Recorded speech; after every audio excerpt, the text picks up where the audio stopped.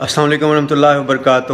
سب سے پہلے تو میں اپنے گھر پہ جو پولیس کی ریڈ ہوئی ہے کل رات 1:40 پر اس کی مذمت کرتا ہوں۔ میرے ملازمین پر تشدد کیا گیا، معصوم لوگ تھے۔ اس کے بعد فیملی کو ہراساں کیا گیا، بلا اجازت گھر کے اندر داخل ہوئے، پوچھ گچھ کرتے رہے، سارے گھر کو سرچ کیا جاتے ہوئے DVR کی فوٹیج DVR سارا اٹھا کے وہ بھی لے گئے۔ پھر بچوں کو اپنے نانا کے گھر جانے سے بھی روک دیا گیا اور تھریٹس کرتے رہے کہ آپ کے بیٹے کو ساتھ لے کے جائیں گے، پھر اس کا باپ آئے گا۔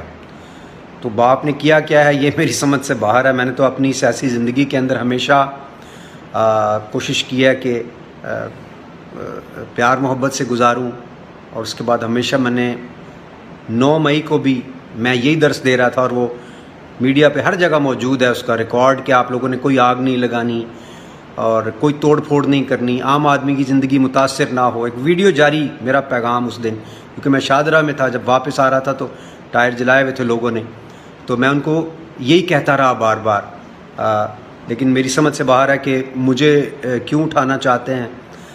میری دعا ہے اللہ سے کہ ایاک نعبد و ایاک نستعین تو ہم کہتے ہیں، اب اس سے آگے بڑھ کے کہیں اہدنا الصراط المستقیم، اور پوری قوم کہے، کوئی ایک گروہ نہ کہے کہ یا اللہ ہمیں سیدھا راستہ دکھا، صراط الذین انعمت علیہم۔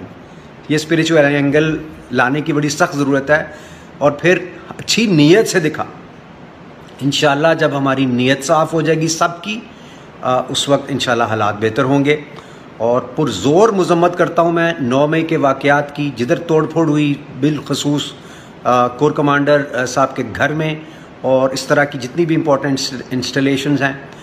میرا اپنا ذاتی پیار ہے، محبت ہے پاک افواج کے ساتھ، ہمیشہ سے میری پوری فیملی فوج میں رہی ہے، سو میں بڑی قریب سے جانتا ہوں ان کے انز اینڈ آؤٹس کو، ان کے ساتھ ظاہر ہے ایک ایموشنل اٹیچمنٹ میری رہی ہے۔ میں خود بھی فوج میں جانا چاہتا تھا، اور ہمیشہ یہ ہوتا تھا کہ ہم نے بھی شہید ہونا ہے، پاکستان کے لیے جان دینی ہے۔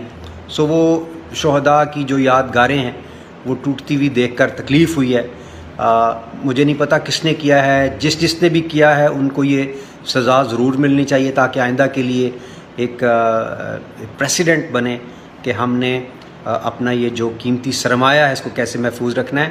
اور اس سے امبیرسمنٹ ہوئی ہے پاکستان میں نہیں، پاکستان سے باہر کی مجھے زیادہ فکر تھی کہ دوسرے ممالک کے لوگ ایسے کیا سوچتے ہوں گے، کہ کیا اتنی ولنریبل ہے ہماری فوج۔ لیکن I am sure corps commander صاحب جیسے وہ ہوتا ہے کہ نہیں میرے اپنے بچے ہیں، ان کو میں سمجھا لوں گا اس طرح، لیکن بیچ میں مسکرینٹس بھی ہوتے ہیں، ہر طرح کے لوگ بیچ میں ہوتے ہیں۔ سو اللہ تعالیٰ آئندہ ہمیں اس طرح کے کسی بھی معاملے سے جو ہے وہ بچنے کی ہمت توفیق عطا فرمائے۔ اور میری اللہ سے دعا ہے کہ پاکستان میں جو پولیٹیکل ٹیمپریچر ہے نہ صرف کہ کم ہو، بلکہ سینٹی پریویل کرے، ہم کانسٹیٹیوشن کو فالو کرنے والے بن جائیں، اور ہماری نیتیں ٹھیک ہوئیں۔